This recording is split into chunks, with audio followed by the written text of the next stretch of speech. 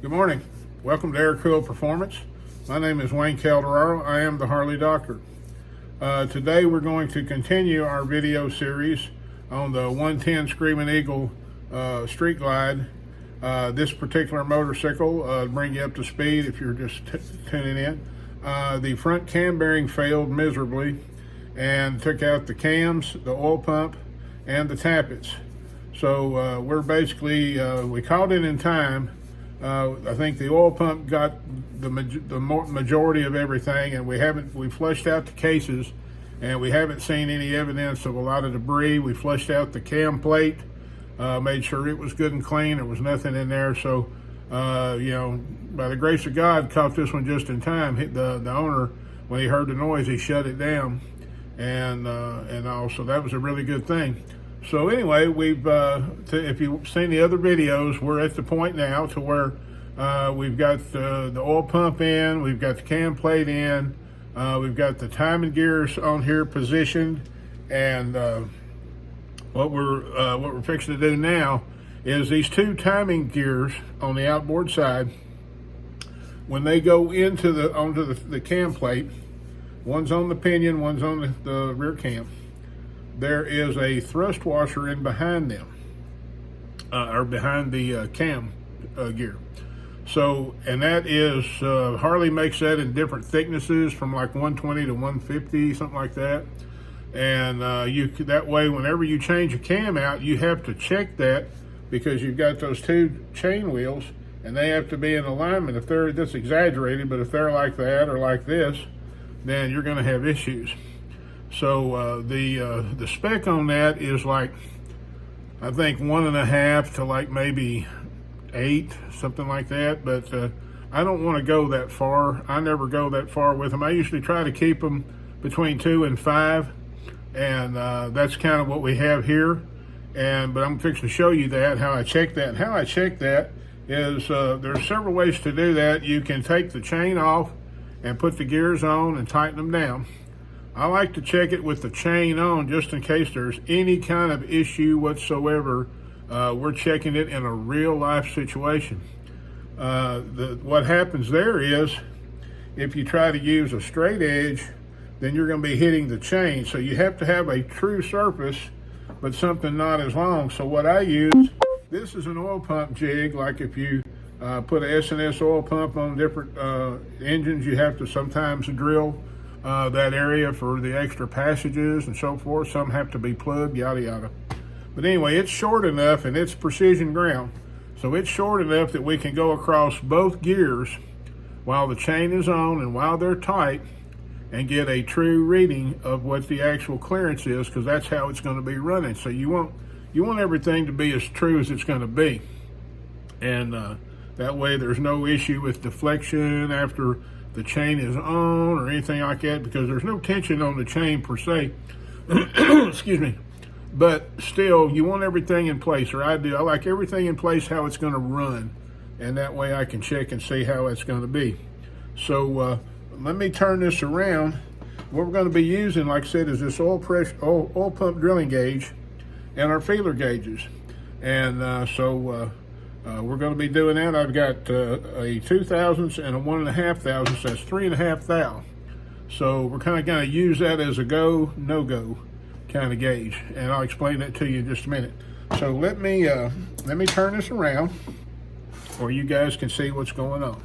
So bear with me just a second here. Now, okay. So what we're going to be doing is we're going to be checking the trueness of this face right here to this face right here.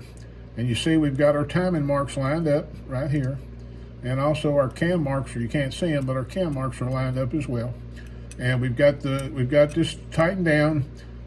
This goes to 24 foot-pounds. This goes to 34 foot-pounds. So we've got that torque down, got that correct. So now we're going to measure between this surface and this surface to see if there's how much deviation there is. And like I was telling you, with the chain on, if you look, you see you can go across the chain, but you can't get to those chain wheels because this is too long. So that's why I use this here. It's a precision ground surface, and I can nest it just like so, on the gear, and I can read with my feeler gauge, and that's going to tell me what deviation I have between here and here. All right, so now I've got, I don't know if you can, let me spread it where you can see it. There's two feeler gauges there, and one is 2 and one is 1.5, so that's 3.5 thou. So we're going to put this on here like this, and we're going to see, okay, the 3.5 thou does not want to go. All right, so we're going to go over here and change the feeler gauge to the single, which is 2 thousandths. Get it out here, and we're going to see what that reads. So again, we put our gauge tool right here, and so now, so 3.5 wouldn't go, but 2 thousandths will go in there. I don't know if you can see that. So 2 thousandths will go in there. All right, so what that tells us, if 3.5 won't go and 2 will, that we're somewhere between 2 and 3.5 thousandths, which is more than likely probably 3 thousandths, which is perfect. And also that's what we want. We have almost perfect alignment between these two chain wheels. And the closer you can get them, the better. And they're like 120, 130, 140. So if you have to dial them in, which, you know, I have never had to dial one of these in where I couldn't use the standard thrust washer, but I have a surface grinder to where a lot of times I'll grind, you know, like thrust washers on transmissions or motors or whatever to get them, you know, dead nuts. But this here, as a rule, usually the one that comes off of this will usually be intolerance. It may be a little too loose. If it is, you want to go to the next size down. As long as you've got some clearance and not more than 10 thousandths, Harley says is good. You know, myself, I like to keep it between, you know, 0 and 5, which that's what we have right here. I believe we've got right at 3 thousandths. So the next thing we're going to do is we're going to put the chain tensioner on here. And let me get a little bit of some Loctite. A little word on Loctite is when you're using Loctite on aluminum, you don't never want to use red unless you absolutely, positively never want it to come off again, amen, because it will flat, when you try to take it loose with the red Loctite, a lot of times it'll pull threads with it. So we put a little bit of blue Loctite on these bolts right here, and we're going to start the top one in there. Now these bolts torque the same as these others. They torque to 110 inch-pounds. And so what we're going to do now is, if I keep my hands out of the way where you can see, we're going to go ahead and pull this grenade pin out and put this bolt in here and get it started. Sometimes they can be a little tricky, but it'll go. And it's important that you use a little bit of blue Loctite on these because you definitely do not want it to be, you know, backing out.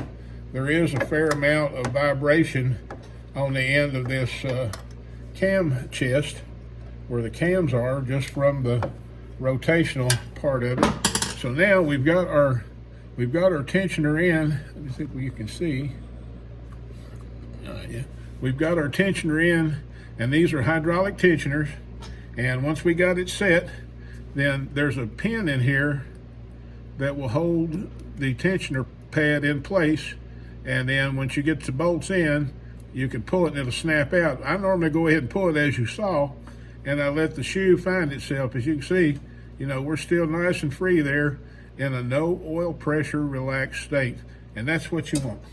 So now we're going to come along and we're going to torque this to 110 inch-pounds. So we're going to go here. There's that. And get this bad boy in here.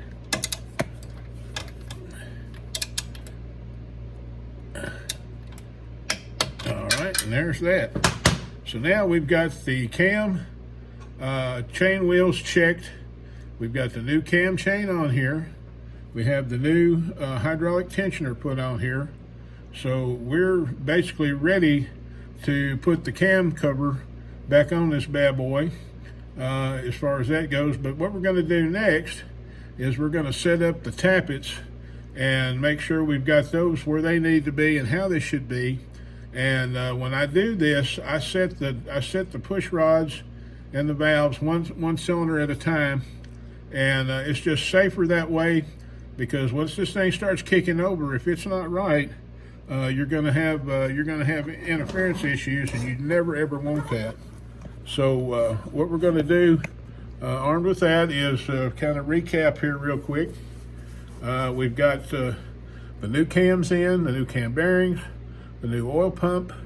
The cam plate has been went through. We've trued everything up on it, cleaned it out. We've got the new cam chains, secondary and primary, on. Both tensioners are now on and fastened and torqued down correctly. We've got the chain wheels for the cams torqued, and that's, like I said, the cam bolt goes to 35, the pinion goes to 24. And so all that's done. We've double checked our snap ring that goes on our front cam to make sure it's fully seated. We've made sure there's assembly lube everywhere there should be and not where there shouldn't. So now the next order of business is we're going to be getting the tappets out, and that's these bad boys right here. These are made in the USA S&S high performance lifters. And you know, when you're doing a job like this, there is cheaper ways to go, but is it really cheaper? You know, ask yourself that, because once this motor's buttoned up and everything, you don't want to have to do this again. And if you spend a little more money now to get it right and use good components, this thing will last a long time. You won't have to mess with it anymore. You know, just like on the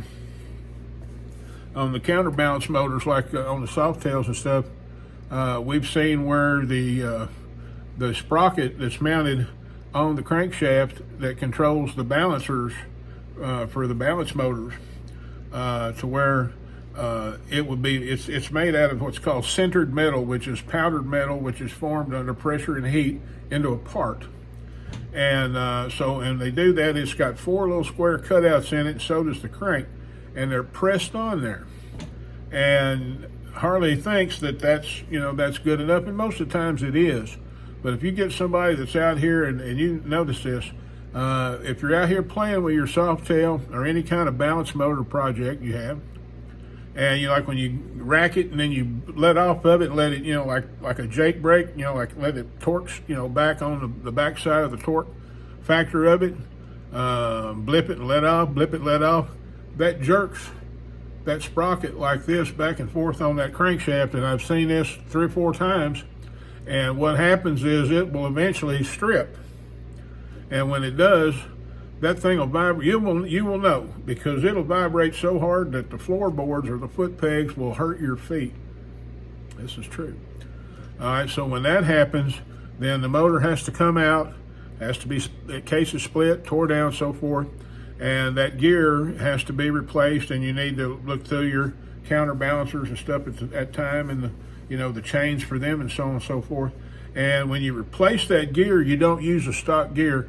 We use a steel gear, and where those squares that normally locate it and secure it, we just put a light TIG weld on all 4 places, and it will never, ever, ever come apart. And you can get out there and play with it and have a big time. We've done that on several motors that's come in that's had that bad vibration problem on Softails, and every one of them had that strip sprocket. So something to keep in mind.